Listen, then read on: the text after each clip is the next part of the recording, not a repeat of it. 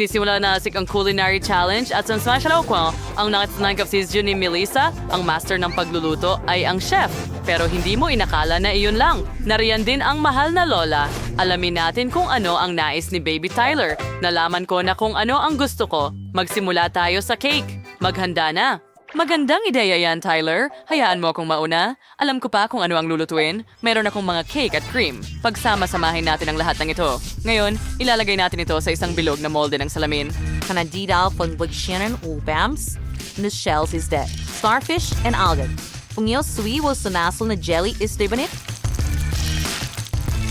9. Friction ng disunggo 1 squirting ilang minuto. Oh, tapos na. Tingnan natin ang jelly natin. Oh, nagyelo na ito. Ang unang layer ng cake ay napakagandang kinalabasan. Oh, may natirang jelly ang chef. Kawili-wili. Baka ibahagi niya ito sa akin? Ito ang jelly ko. Oh, sige na. Magbahagi ka naman sa isang matandang babae. Hindi ko kailangan ng marami. Chef, ibalik mo. Sige, kunin mo. Ay. Nako, nadaapa ako dahil sa'yo, Lola. Bakit mo biglang binitiwan ang plato? Sige na, chef. Gagawa na lang ako ng sarili kong jelly. Ang damot mo.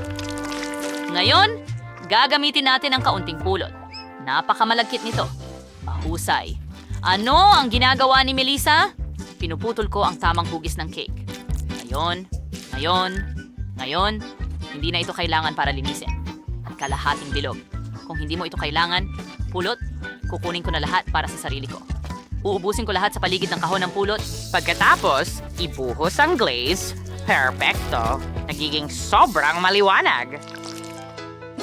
Ngayon, inaalis ko ang lahat ng sobra mula sa marshmallows na pwedeng kainin. At ngayon, kailangan nating ilagay ang marshmallows sa cake at mag-iwan ng maliit na bilog na ulo. Oh, anong ganda! Chef, ikaw naman? Mas interesante ang cake ko. Ibuhos ang cream sa hulmahan. Inilagay namin ang jelly cake. Next, cream ulit. At mga matitibay na cake. So ngayon, aalisin na namin ang mula sa hulmahan. Magbuhos tayo ng asul na glaze sa ibabaw. Dapat nitong matakpan ang buong cake. Inaayos namin ang cake bilang isang komposisyon. Wow, chef! Ang galing ng cake mo. Temang dagat. Mahusay. Huwag mong hawakan! Ipinagbabawal ito. Hindi mo ito maaaring sirain sa kahit anong kaso. Oh, sige. Meron akong cake na hugis bubuyog. At tingnan mo, napaka-cute nito. Hindi masama. Meron akong cake na hugis tupa. Tignan mo yan. Ang cute. Ang galing! Ang gaganda ng lahat ng cake. Sige, Tyler, kailangan mong piliin ang pinakamahusay. Sana masiyahan ka sa pagkain. Wow, ang ganda ng lahat. Saan ako magsisimula? Tama yan. Gusto kong tikman itong malaking jelly cake. May 2 cake dito sa parehong oras. Isa ay mas malaki, ang isa ay mas maliit. Ang sarap. Ang ikalawa rin. Magandang simula yan. Ano ang susunod? Oh, ngayon susubukan ko ang cake na hugis bubuyog. Wow, tingnan mo yon. May pulot sa loob. Nakakatakam. Mahilig ako sa pulot. At ang haba ng pag-unat nito ay nakakatawa. Gusto kiyang ito. Oh, yan is cute. Namiss na nyo na si isang tupay. Tingnan natin ang hiwa. Astig. Ngayon, subukan natin. Hindi masama. Pero sino ang mananalo? Mahirap na pagpili. Ito ay magiging chef, ang pinakamalasa at pinakamagandang cake. Oo, alam kong maapresyahan ni Tyler ang aking pagsisikap. Salamat, honey. At ngayon, siguradong gutom na ako. Gawa mo ako ng sandwich. Hoy! Tinitingnan mo ba ako? Hello! Nandito ako! Gawa mo ako ng sandwich ngayon din! Oh, sige. Walang problema, Tyler. Oo, saan ako magsisimula? Oh, ito ba ay dibdib ng manok? Ayos. Gagawa ako ng mga buns mula dito. Ando. Hatiin na ito ng pahaba, takpan ng foil at paluin. Ayos! Susunod, ihanda ang asin at isawsaw sa harina, itlog, mga breadcrumb. At pagkatapos noon, iprito sa mantikilya. Chef, sa pagkakataon na ito, akin ang tagumpay. Sino ang nagsabi sa'yo niyan? Hindi maaari. Hindi kita hahayaang manalo. Toletary syrup with sausage, Melissa. Kailangan ko ito para sa sandwich. Hiwain ng pahaba ang higit pang sausage at ayusin ang mga gulay. Kamatis, piraso ng abokado at dapat sobrang tama ito. Balatan at hiwain at iprito ang mga sausage pagkatapos sa mantika. Tapos mag-toast. Perfecto. Ngayon, andayon natin ang responting itlog. Ngayon, since kinudkod, enokis, kamatis, abokado, and yung sarsa. Aliktarin ang sandwich at handa na ito. Paano mo ito nagustuhan, Lola? Talaga bang maaasahang disenyo ito? Oops, pasensya na. Sige, kailangan nating ipagpatuloy ang pagluluto. Nakagawa na ako ng teddy bear toast. Tingnan mo kung gaano ito kaganda. Yan, may supporter ng sandwich. Just may queso, like carabosay lettuce, kamatis, and pinakulong itlog at bacon. Tawin natin ang lahat ng toast na hugis oso. And ito'y napakasarap at napaka-mahalaga.